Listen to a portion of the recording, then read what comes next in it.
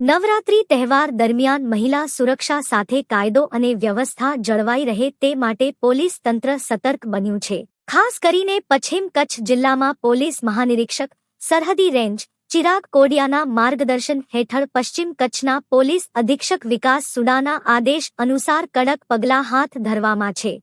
LCB ભુજના incharge police inspector H R. Jethi તથા પો. Sub inspector જે.બી. જાદવની આગેવાનીમાં કુલ 09 મોબાઈલ વાહનોની ટીમો તૈયાર કરવામાં આવી છે, જેમાં એલ.સી.બી. એસ.ઓ.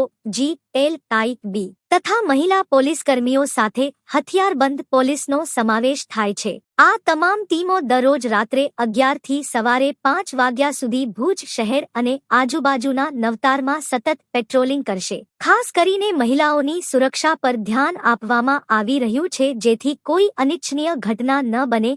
તાત્કાલિક મદદ માટે પોલીસ કંટ્રોલ રૂમ નંબર 028322509060 અને હેલ્પલાઇન 112 પર સંપર્ક કરી શકાય છે.